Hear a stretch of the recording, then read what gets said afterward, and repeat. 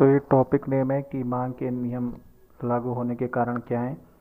तो इसमें 4-5 कारण दिए हैं आपकी बुक में। इसमें देखिए पहला कारण लिखा हुआ है हासमान सीमांत उपभोक्ता का नियम।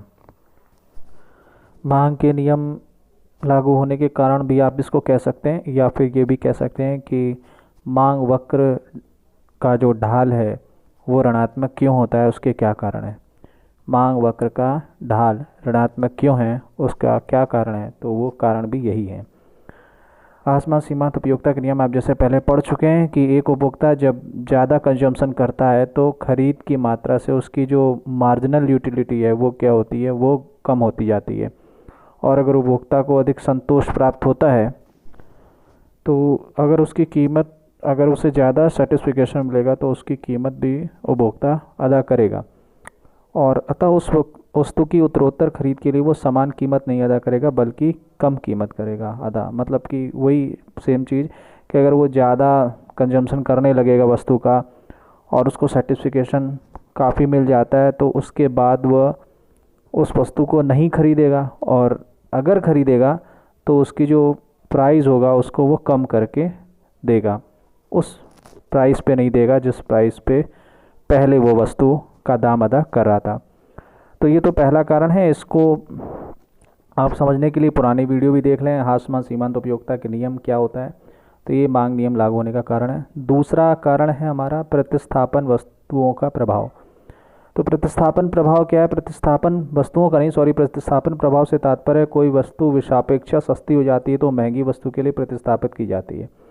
उदाहरण के लिए जैसे x वस्तु की कीमत y की तुलना में कम हो जाती है तो सस्ती वस्तु x को महंगी वस्तु y के लिए प्रतिस्थापित किया जाता है और वस्तु की मांग बढ़ जाती है। यही मांग का नियम होने का एक दूसरा कारण बनता है, या मांग का जो ढाल है वो ढाल ऋणात्मक होने का ये कारण है। वही जो आपको पहले भी मैं एक उदाहरण में दे चुका हूँ कि कोई मान लीजिए क्या कहते हैं उसको, पेप्सी या कोका कोला में अगर एक के दाम बढ़ जाते हैं तो दूसरे के मांग बढ़ने लगती है, क्योंकि अगर पेप्सी के दाम बढ़ गए तो लोग फोकस करेंगे कोका कोला पे क्योंकि उसके दाम नहीं बढ़े हैं, तो मांग किसकी बढ़ेगी? कोका कोला की। और यहीं पे अगर पेप्सी कोका कोला में कोका कोला के दाम बढ़ जाएं तो लोग किस पे फोकस करेंगे? पेप्सी पे। क्यों करेंगे? क्योंकि पेप्सी के दाम नहीं बढ़े। तो एक वस्तु की कीमत में बढ़ने से दूसरी वस्तु की जो मांग है वो बढ़ जाती है, या दूसरी वस्तु की कीमत बढ़ने से पहले वस्तु की मांग बढ़ जाती है। इसको हम प्रतिस्थापन प्रभाव कहते हैं। इसके बारे में आप पहले भी पढ़ चुके हैं। और प्रतिस्थापन में जो सस्ते अनाज होते हैं वो भी काम करते हैं। तीसरा हमारा जो कारण है ये है आय प्रभाव। देखिए क्या है ये आय प्रभाव? उस प्रभाव को कहते हैं जब किसी वस्तु की कीमत में परिवर्तन के फलस्वरूप उपभोक्ता की वास्तविक आय में भी परिवर्तन होता है और इसका प्रभाव वस्तु की मांग पर पड़ता है। जब वस्तु की कीमत घटती है तो उपभोक्ता की क्रय करने की शक्ति जो है बढ़ जाती है, और उसके विपरीत अगर वस्तु की कीमत बढ़ती है और उपभोक्ता की क्रय करने की शक्ति घटती है, इसको हम आय प्रभाव कहते हैं। मतलब आय डिपेंड करता है कि वस्तु की मांग क्या रहेगी। अगर वस्तु विलासिता की वस्तु है, अच्छी वस्तुएं हैं, ब्रांडेड वस्तुएं हैं, तो अगर उपभोक्ता की आय कम हो रही है तो उपभोक्ता उन वस्तुओं को इग्नोर करेगा, नहीं खरीदेगा और उससे बचेगा खरीदने से। लेकिन अगर उपभोक्ता की आय बढ़ रही है तो उन ब्रांडेड वस्तुओं की ओर उपभोक्ता जो है वो आकर्षित होगा और उन वस्तुओं की मांग बढ़ने लगेगी। या आगे देखिए लिखा हुआ है कि शक्ति या वास्तु, ऊपर ही ऊपर देखिए, शक्ति या वास्तविक आय बढ़ जाती है, वह समान मौद्रिक आय से उस वस्तु की ज़्यादा मात्रा खरीद सकता है। कीमत प्रभाव इन दो समृद्ध प्रभावों, प्रतिस्थापन प्रभाव तथा आय प्रभावों का योग होता है। ठीक है, तो इसके बाद हम आते हैं चौथा जो कारण है हमारा। क्या कारण है देख लीजिए। जब वस्तु की कीमत घटती है तो कई नए उपभोक्ता जो पूर्व में उस वस्तु को नहीं खरीद पा रहे थे अब उसे खरीद पाने में सक्षम हो जाते हैं, और पुराने उपभोक्ता घटी हुई कीमत पर अपने उपभोग की मात्रा को बढ़ा देते हैं, इसलिए वस्तु की कुल मांग में वृद्धि होती है। अगर वस्तु का प्राइस अगर घट जाएगा तो वो लोग तो खरीदेंगे जो नहीं खरीद पा रहे थे, प्लस वो लोग और ख़रीदने लगेंगे जो पहले कम खरीद रहे थे। ठीक है, मतलब अगर आम है, अगर आम के दाम कम हो गए तो जो सामान्य व्यक्ति जो आम नहीं खरीद पा रहा था वो तो खरीद ही लेगा, लेकिन साथ में जो आम के शौकीन है, जो आम हमेशा हर हाल में खरीदे, वो क्या करेंगे कि उस कम दाम का फ़ायदा उठा के आमों की मात्रा या क्वांटिटी बढ़ा देंगे। और पांचवा प्रभाव है, ये देखिए लिखा है कि जब किसी वस्तु की कीमत घटती है तो उस वस्तु का उपयोग अन्य उपयोगों के लिए बढ़ता है, इसके फलस्वरूप कीमत घटने पर मांग भी बढ़ती है। मतलब ऐसी बहुत सारी वस्तु होती है जिसका यूज़ तो कुछ और होता है लेकिन उसका तो दूसरी चीज़ों में भी यूज़ करने लगते हैं। ठीक है। तो अगर कीमत घट जाती है तो अन्य चीज़ों में भी उस वस्तु का उपयोग होने लगता है। तो यहाँ पर ये भी एक प्रभाव काम पड़ करता है आपका, कि वस्तु के जो कीमत घटने का प्रभाव। अब नेक्स्ट स्लाइड देखिए। ये नेक्स्ट स्लाइड बहुत छोटी है एक्चुअली, इसके अंदर वही सारी चीज़ें लिखी हैं जो आप पहले पढ़ी है आपने, पहले पुरानी स्लाइड में आपने देखी है, वही सारी चीज़ें इन्होंने हेडिंग वाइज लिखी हुई है, गौर से देखेंगे तो दिख जाएगा। लेकिन मैंने ये स्लाइड इसलिए यहाँ इसलिए लिखी क्योंकि ऊपर जो है ब्लैक कलर में मोटा मोटा ये लिखा हुआ है कि मांग वक्र का जो ढाल है वो ऋणात्मक क्यों होता है। फिर से सुन लीजिए, मांग वक्र का जो ढाल है वो ऋणात्मक क्यों होता है, या मांग के नियम लागू होने के कारण, या मांग के नियम लागू होने के कारण। ये दोनों लाइनें एक ही चीज़ को बता रही हैं, और चार जो आपके विकल्प दिए थे यहाँ पर जो हमने पढ़े या जो समझने की कोशिश की, वो चारों विकल्प इसी से रिलेटेड थे कि मांग के नियम लागू होने के क्या कारण है। अब हमारा नेक्स्ट है कि मांग के नियम के अपवाद क्या हैं। तो देखते हैं अपवाद अपनी बुक में। तो मांग के नियम के अपवाद क्या हैं ये देख लीजिए। मांग के नियम के अपवाद कुछ वस्तुओं में और कुछ धारणाओं पे आपके लागू होंगे। तो ये पहला अपवाद है गिफिन वस्तुएं। जैसा कि आपको पहले मालूम है कि जो मांग का नियम होता है वो ये कहता है कि वस्तु की कीमत कम होने पर वस्तु की मांग बढ़ती है, और वस्तु की कीमत बढ़ने पर वस्तु की मांग कम होती है। तो ये गिफिन वस्तु उसका अपवाद है। अपवाद कैसे है कि गिफिन वस्तु मतलब घटिया क्वालिटी की वस्तु। इस पे क्या होता है, अगर प्राइस बढ़ेगा भी तो इनकी मांग बढ़ती है, और कीमतों के घटने पर इनकी मांग जो है वो मांग भी इनकी घट जाती है। मतलब ये एक्सेप्शन है, कीमत घटने पर भी मांग घट जाती है। ऐसा इसलिए होता है क्योंकि जब एक सामान्य आदमी है, वो अच्छा खासा कमा रहा है, तो वो घटिया क्वालिटी की वस्तु नहीं खरीदता, अच्छी ब्रांडेड वस्तु खरीदता है।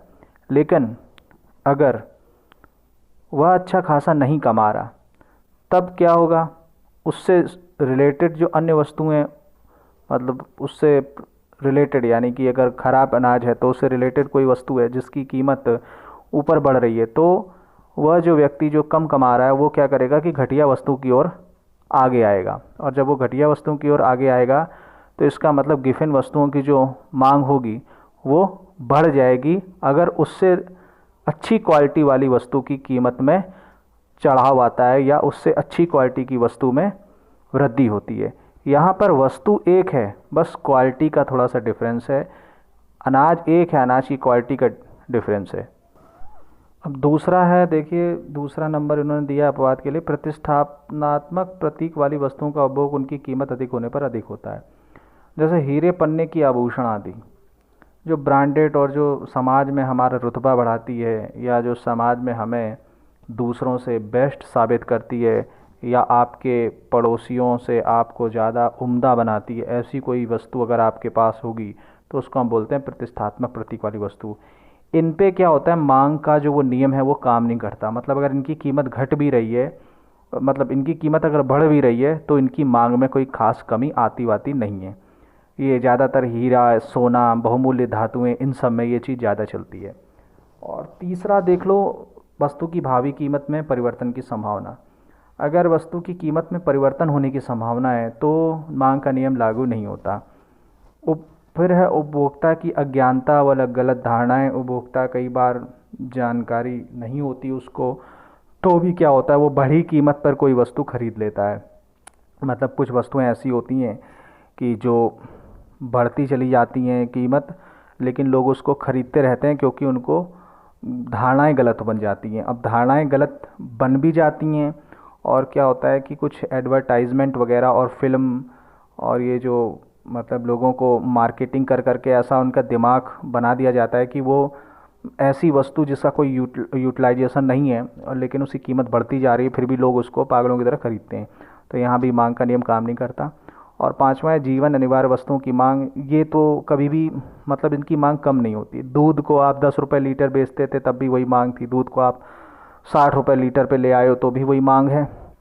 नमक के ऊपर कोई फ़र्क नहीं पड़ता, नमक 5 रुपये बिका करता था किलो तो भी कोई फ़र्क नहीं पड़ता लोगों को, और 15 रुपये है तो भी उसकी मांग में कोई ख़ास परिवर्तन नहीं आता, भले ही उसकी कीमत बढ़ती जाए लोग उसको ख़रीदना बंद नहीं करते। तो ये कुछ 5 पॉइंट थे जो वस्तु के ऊपर जो मांग का नियम लागू होता है उसके नियम से बाहर हैं या अपवाद हैं। ठीक है, उसके नियम से बाहर कहते हैं या अपवाद हैं। तो उसमें गिफिन वस्तु है, घटिया क्वालिटी की वस्तु, दूसरा प्रतिष्ठात्मक वस्तुएं, और तीसरी है वस्तु की धारणाएं बना लें या भ्रमित हो जाएं विज्ञापन वगैरह से, और फिर एक है आपका जो एसेंशियल्स है। एसेंशियल्स मतलब है जो अनिवार्य वस्तु हैं, जैसे हम डेली दूध चाय वगैरह ये सब चीज़ें हैं तो हम उस तरीके से यूज़ करते हैं। अच्छा, गिफिन का मैं एक और उदाहरण दे दूँ, मुझे अभी याद आया आपको। जैसे चाय की पत्ती है, अगर अच्छा अमाउंट है, कोई अच्छा व्यक्ति है तो वो ब्रांडेड चाय पिएगा, ठीक है।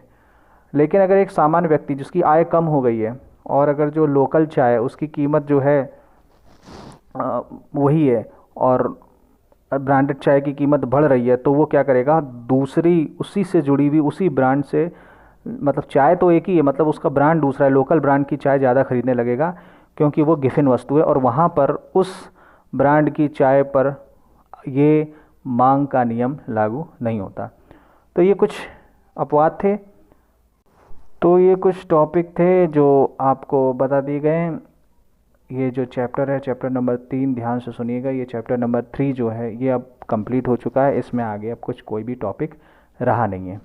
और नेक्स्ट बात ये आप समझ लीजिए कि जो गवर्नमेंट है इसका तो पता नहीं है क्या करेगी, हो सकता है इसने प्रमोट करने की अपनी पॉलिसी अपना ली है, छात्रों को प्रमोट करती जाएगी। तो फ़िलहाल मुझे कुछ कहना नहीं है इस आगे के टॉपिक पर कि मैं होमवर्क करो ना करो, ये सब आपकी मर्ज़ी है, क्योंकि गवर्नमेंट को जब प्रमोट वाली पॉलिसी लानी है तो होमवर्क करके करोगे भी क्या। लेकिन हाँ, अगर आप वीडियो ध्यान से देखें तो नॉलेज के पर्पज़ से ये अच्छी है वीडियो, और आपको ये 3 चैप्टर आई होप समझ में आए होंगे। कोई प्रॉब्लम हो तो पूछ लीजिएगा। बाकी स्कूल खुलेंगे कि नहीं खुलेंगे इसका कोई भी अभी पक्का है नहीं, शायद 0 सेशन भी हो जाए या फिर प्रमोट कर दे, और प्रमोट कर दे मतलब आप डिग्री लेते जाएं और इन्जॉय करें।